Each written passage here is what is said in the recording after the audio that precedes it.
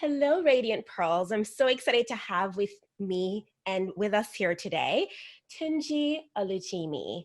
And just so you know the valuable expertise that he brings to our conversation here today, I'm going to share with you his bio.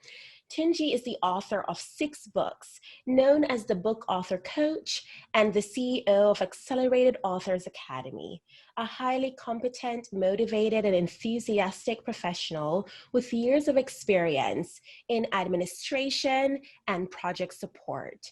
Tunji has worked with over 50 people to write and publish their books and coached over 1,000 people through workshops and speaking. Tunji helps coaches, consultants, business owners, speakers, trainers, and entrepreneurs to create authority, profitability, credibility, and visibility by writing and publishing their first book in 90 days or less to increase their impact, influence, and income. Born premature, weighing only 1 pound with a hole in his heart, not sure if he will live or die, growing up with dyslexia gave him the determination to make something of himself and reach for greatness. So yes, I'm excited that we have Tunji with us here today. Thank you very much for having me. Thank you. Yes, so Tunji, first thing I want to know, because of course you have done a lot and you have experienced a lot, is how did you go about finding your purpose? Wow. It took me a while, I would say, even though, okay, I got saved at a young age, became a Christian at a young age. I got saved at the age of 13. Um, and I kind of found God, you know, trying to find out, okay, what am I here for? But I just went into, I would say, ministry in a way, because I just started preaching, and because I got saved in Nigeria. And in Nigeria, when you get saved, you're just told to go out and get everybody saved. So that's what you do. You go out preaching on the bus, on the street, in school, and everything like that. And I thought that I just thought that was my purpose. But growing up, um, it was difficult in the sense of, like I said, I have this dyslexia, so I didn't do as well as most of my peers did, and obviously I wanted to go into accounting. That was one of my dreams. I don't know why I chose accounting, but I've never ever worked in accounting at all. But from growing up to, being going to university, finishing university, I had to take care of my mom, and that was the time when I became a full-time carer for my mom. Is kind of when I knew my purpose. This was at the age of 27, yeah, about 27. And I did that for 4 years. So from 2006 to 2010, I was a full-time carer. And that was when I found my purpose, in the sense of that's when I really kind of started ministry properly. And that's when I knew that I was called to really teach on worship and the glory of God. That's when, because I was praying and praying, and I had encounters and all that kind of stuff with God. And that's when I knew that, okay, I'm called to teach on worship, teach on the glory of God. And that's what I started doing. But I still knew that I wanted more. I wanted to work as well, but just couldn't really find jobs properly because of my gap in my CV. I know you guys call it resume. So because of staying at home with my mom, I had a 4-year gap, and that just kind of messed up things when it came to looking for jobs. And then I thought, okay, what can I do? And people were asking me, oh, you've written a book, you've written 2 books, 3 books. Why don't you help me, write a book? And that's when I knew that, okay, business-wise, my purpose is to help people write and publish their books. And I started doing that. And that's been about 5 years part-time. But now, because of COVID, I've gone into it full-time. Wow. And yeah, that's my purpose. So ministry-wise, my purpose definitely is to teach people about worship, getting closer to God, understanding that we're created for more than where we are right now. And business-wise, helping people understand that, hey, everyone has a book in them, and you can bring it out if you know how.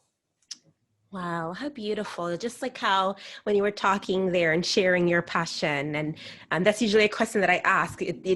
I can see that your purpose found you, and then it also is, a part of your passion, your purpose intertwined. And, just like David was a man after God's own heart, I can see that God allows those who are in the same sphere. Really, we are people after that same heart. And it's so beautiful to hear that. So, now that you found your purpose, do you want to go a little bit deeper into what exactly is your passion when it comes to writing well and your journey of being an author? I think for me, when I started out, I was not thinking of writing a book at all because I wasn't good at grammar and English. I didn't do that well in it.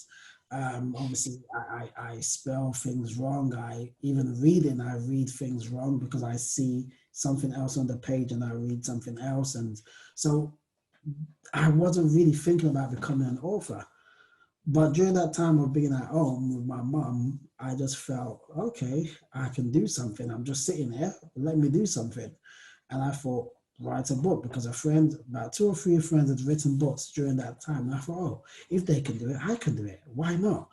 And I just thought, okay, what can I write about? And I thought, oh, I've been sharing a lot about worship, worship, worship. Let me just write a book about that. And that's what I did. And from there till now, I've just had the passion to really see people become authors. We try to make it so difficult because we feel that every book needs to be like a textbook that we read in school or college or university. But it doesn't have to be that. It can be a short book, 100 pages that can really, really make impact. I think one of the things that really helped me was because seeing the testimonials from people saying, oh, I gave my life to Christ after reading your book. I got a testimony from someone that was in prison in another country. I don't even know how they got my book, somewhere in Europe. And I was like, whoa, okay, so there's power in a book. And that's when I knew the power of a book because I believe that a book can go further than you can go. A book will go into places that normally you may not even physically be able to get to. So I just believe that everybody has a book in them. There's power in a book, and if we all believe that we can do it, then we have a message and a story to share, and everyone needs to hear that message. Wow, beautiful. I love that. I love the fact that you have really pointed out that this is for everyone. And if you just simply answer the call, all you sometimes need, like you were saying, is really that guide, and you're helping to provide that guidance. I was thinking to the fact that your background in also taking care of your mom, you being a caretaker in that sense, but now you're taking care of people who have that book within them and caring and nurturing that calling, that assignment to create that book and to bring that to birth and out there for the world, to deliver that message as you see the value and the impact that that has created and how others have that ability as well. Thank you for sharing that, Tunji, your passion. So I would love to know, with everything that you've been able to really accomplish when it comes to writing and helping others to also write, how do you go about planning for that kind of life that you want to live? So, you can take us through planning maybe daily or weekly, take us through that journey. Okay. Um, I think it's all down to probably mindset, I would say, in terms of where do you see yourself? Where do you want to go? What is it that you want to achieve? And when you actually know what that is, then you will plan towards that very thing. If you don't have a plan at all, then you're not going anywhere. So you first need to understand what is it that I actually want to accomplish, either through writing or through a business or through ministry or whatever platform it is that you want to use to get to that very place. And also thinking, okay, because we're Christians, so what is that life that God has for me? Did God create me just to be someone that's not really doing much, or did God create me to make impact? And that's the thing for me, is about making impact. I truly believe that if we can tap into everything that God has put within us, we can make impact, have influence, and also make income. Right. So your day routine, when you sit down to write, you think about what is it that you want to do and accomplish and the impact you want to make. Do you have like a journal where you keep and record your thoughts and your goals, and what is your kind of regiment when it comes to being able to sit down and actually write? I don't have a journal. I want to start doing that. Yes, okay. Yes, I yes. just bought one for my wife for her birthday last week, and I said, Oh, awesome. I need to get one. But what I do when it comes to writing, the way I write my books is I plan it out first. And the way I do that is I ask myself 5 questions, 5 W's. Why do I want to write this book? What is this actual book about? Who is this book for? When is it coming out? And where is it going? When I answer those 5 questions, then I can really go into preparing that book, which for me is more of doing a mind map. When I can mind map out everything that I need for that particular book, either on a daily basis or weekly basis, and then I can now see everything that I need for that particular book. So this is done for every book. So it's not like a morning routine where every morning I wake up and okay, 5 o'clock I'm doing this, then 6 o'clock. No, I wouldn't say I really have a morning routine. I would say I have a morning routine, but in the sense of we wake up, we pray and all that kind of stuff, and then we just start our day. But from starting my day, and if I'm writing a book, that's what I do. I answer those 5 questions, then I go into mind mapping. And after mind mapping, then I go into writing. The reason why most people don't actually get their book done is because they start writing first and not planning. But if you can plan your book first, prepare it, then write it, then you can finish it. That's so interesting. And I love that you brought up that point, Tunji. In terms of everyone does have their way of doing things, obviously, and their processes. And of course, I feel like because women are always enticed by these beautiful journals and it's so easy, like you just bought one for your wife, it's very easy for us to just always journal about everything and then pull from our journaling into compiling that into a book. I remember for me, that was my first book written while I was in college at 17 years old. It was because I was keeping a diary and I was like, you know what, a lot of this would be helpful to college students because I'm going through this, and I realized that those who I was sharing it with in church and in ministry while traveling were being impacted. I need to go ahead and just let this be available to everyone through a book. But it Yeah. was already compiled as a journal. But I love the process that you are taking us on. That is a very special and unique way of really being able to focus and plan intentionally for the book that you want to write, because not everyone has that discipline to just pull together, and maybe because they're not natural writers, they don't find that journal that they've written in can be compiled into a book. So when you brought that up, I would love for you to share now, how is it that you got from having this idea of, I'm going to share the stories of worship and, taking people through an experience. Maybe you can share a little bit about that experience in that book pertaining to the glory as well. I'd love for you to share a little bit about that in particular with writing. Okay. The way I wrote that book, similar to you, I wasn't journaling, but I was doing, if you remember the days of Facebook notes, Yes. Mm-hmm. I used to write lots of notes on Facebook. I tagged everyone in it. So this was what, 2007, 8, 9, and I would tag.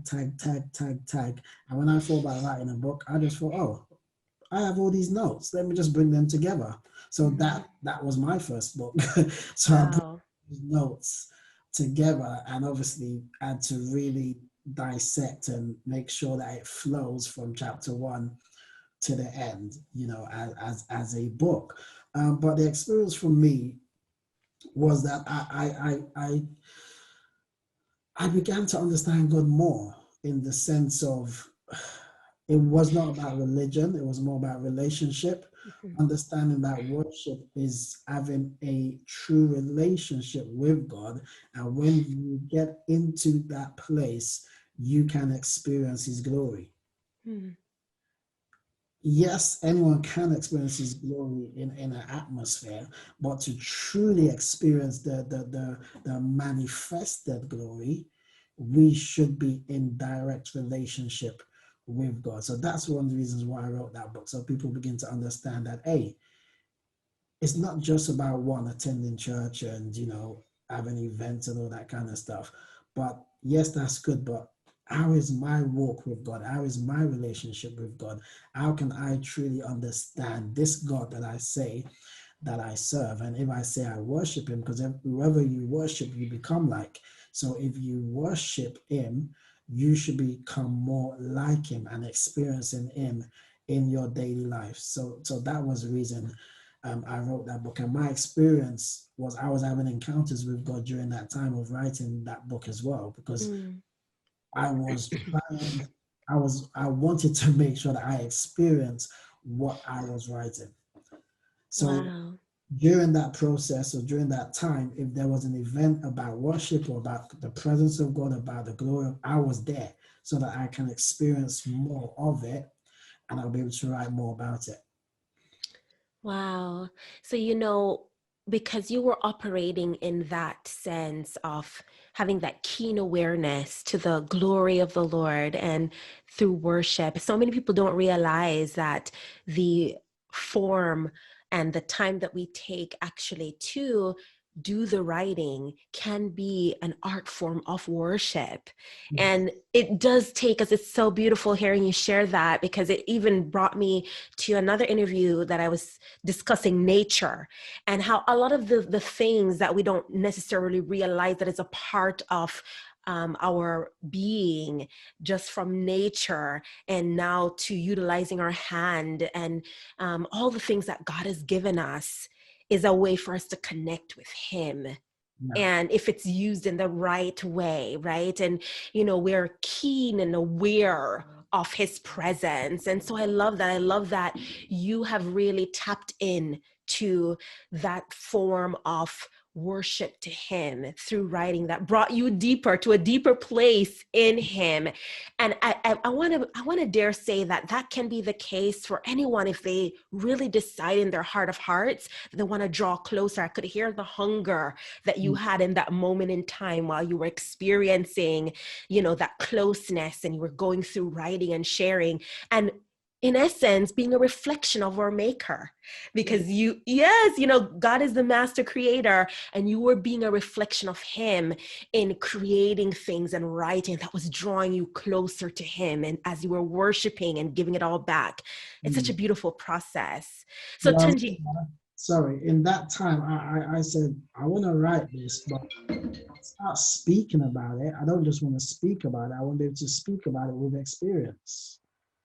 So I said, God, I need to experience this. Even though I'm writing about it, I've experienced some of it, but I want to experience more, the supernatural and angels and all those things, so that when I'm writing about it, I can say that, hey, I've experienced this too. right, So I'm not right. just writing just because I'm writing, but it's because it's something that I've experienced. And I know that we all, as children of God, are entitled to operate from the glory and be able to become supernaturally natural. Yes, and there's something to be said about really living it, right? You speak Yeah, from a place of substance because you've walked the walk and you can talk the talk.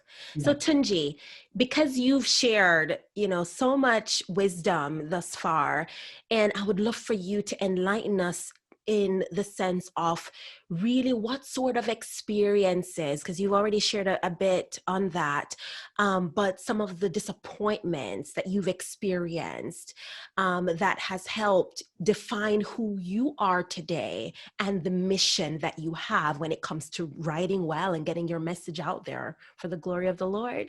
Um, Disappointments for me mainly will probably be um, hmm, not being able to express myself properly when I was growing up. I was timid, I was shy, I couldn't really speak. Mm. And that really choked me until I had to find a place in God to say, okay, if you've called me to do this, if you're writing, speaking, and all that, then I need to be able to do it and stop being shy. Because I remember when I speak, if it was at university doing presentation, I'm sweating because I'm so scared and nervous and I don't know what to say.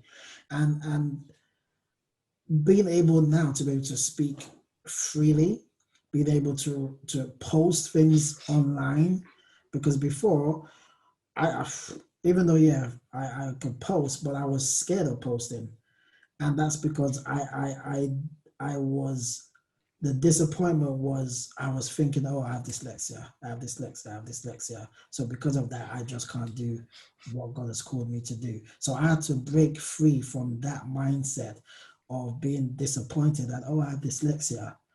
And that's when the freedom came.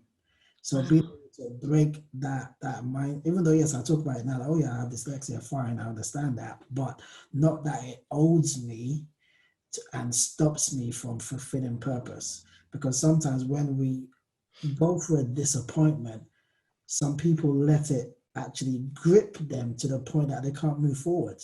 And that's the dangerous thing. You need to be able to move forward. A disappointment is just a stepping stone to your next level. So yes, you may have experienced a discipline, you may have, you may have failed in business, maybe you've had a failed marriage or whatever it is that disappointment may be. It's a stepping stone to your next level. So you need to be able to understand that and be able to move forward. So I understood that, okay, yes, that's a disappointment for me, dyslexia, but I'm not going to let that stop me. So now I speak, I write, I sing, I do whatever it is that God has called me to do because I understand who I am in Him. When we understand our identity in God, then failure can't stop us. Fear can't stop us because He hasn't given us the spirit of fear. He's given us the spirit of love, power, and of a sound mind. So our mind is sound in Christ. So because of that, we can't let disappointment stop us. Wow, you're preaching there. You're preaching, brother.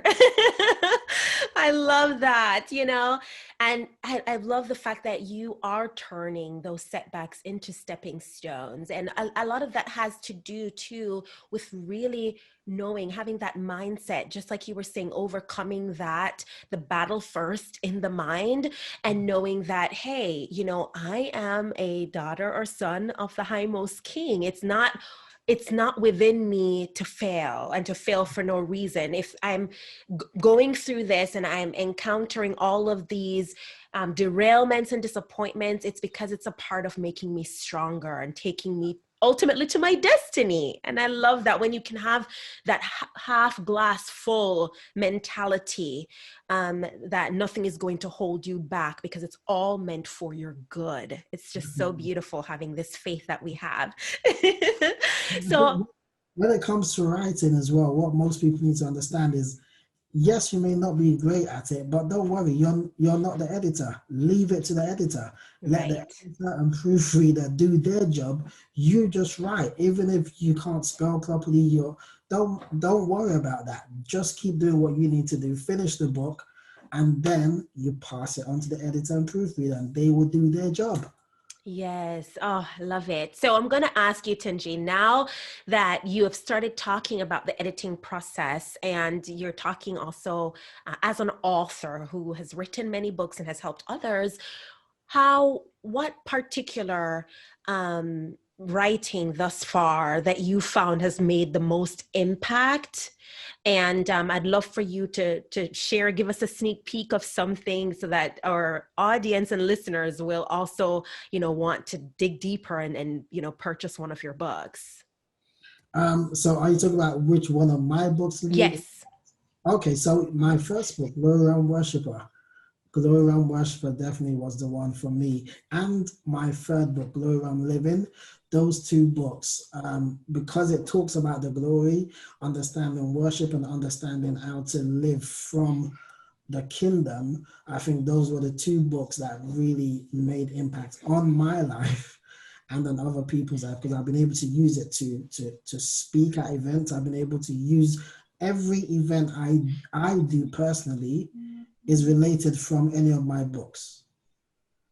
Any event I do. So Glory Realm Worshiper as a conference called Glory Realm Worshipers Conference. Glory Realm Living as a conference called Glory Realm Living Conference. The Worshiper in You. I've done events called The Worshiper in You. My book on how to write your book fast. I do conferences on how to help authors become authors and write their book in 90 days or less. So every book is related to something that I do. So that's why I said at the beginning, you can make impact, influence, and income. So you need to decide when you're writing your book, how are you going to use that book to make impact? So for me, I use the book by having events. And from those events, I make impacts by talking to the people that are there. So how can you increase the impact that you want from the book? If you just want to sell on Amazon, that's fine. But hey, there's more you can do with your book. Right. There's more you can do. You can turn that book into a course, a membership program, a signature program, one-on-one coaching, group coaching, different things you can do. If you want to make impacts, you need to decide, what am I going to do with my book?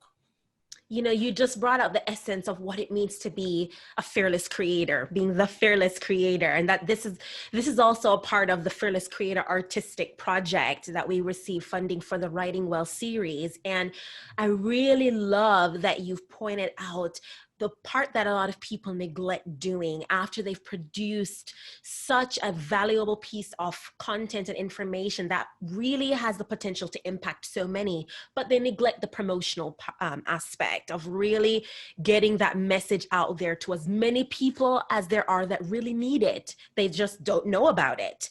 And so I love that you have really brought that in the forefront today in our conversation. And then you are also being an example in doing that, right? Living that, and by, and by in essence, walking the walk and being able to talk that talk. So I would love to find out, have you considered also doing, with the world of COVID, are you still doing in person, or are you looking at doing virtual events or summits, things like that? How have you made that pivot now with the way things are? Oh, I've made that pivot. From March this year, I've had a challenge, a virtual challenge every single month. I just finished my first ever summit last month. So Awesome. ever virtual summit with amazing speak. And that's another thing, guys. Now, because we're virtual, you can reach out to so-called influencers, people that you look up to speak on your events. Right. Virtual, so you're not paying them to come physically to a place. So I was able to reach out to Chandler Bolt and Christine Closer, Jesse Travello, Jesse Krieger, all these guys that I look up to in the publishing industry, and I was able to get them to speak on my summit and my challenge as well. So I pivoted, because if you don't pivot, you're going to stay in a place where you're not going to move forward. You need to move forward with the times. And we are in this time right now where everything is online. So if you don't know how to use tools online, go and learn what you need to learn so that you can bring your business online and do what you need to do. Oh, I love it. Thank you so much for sharing that. And I can definitely see and know that it's an exciting time when there's so much, dimness and darkness sometimes around. You can really turn things around if you have that correct mindset, as you are exemplifying. And this is an example for so many of us. How can people connect with your vision. Of course, we're going to be linking to what we've discussed and, your site in our show notes, but I'd love for you to share with those listening how they can connect with you. Yeah, you can reach me on social media. I'm on Facebook, on Twitter, on Instagram, on LinkedIn. Tunji Olujimi. If you search for me, you can definitely find me. Definitely. Awesome. And then are there any last words of wisdom that you want to share with our listeners? Recently, well, from last week to this week, I've been speaking about get up and show up. And I believe that we're in a season whereby no matter what God has given you, if you don't get up and begin to show up, the world will not know that you exist. It's now. Now is the time for you to get up from where you are and begin to show that you exist, because God has put so much in you, and it's time for that thing to come out. And like I always say before I leave any virtual event, keep smiling, keep shining, because you've been designed and destined for more than where you are right now, because you have what it takes to make it. God bless you guys. Oh, awesome, awesome. With that, thank you all so much for being a part of this conversation in our Writing Well series. And we want to encourage you, take the time out, visit the show notes, as well as, connect with Tunji. Look at the books that he has written that is creating such great impact that we know you are able to also have with the words that are inside of you. Thank you so much again. Thank you for your time today.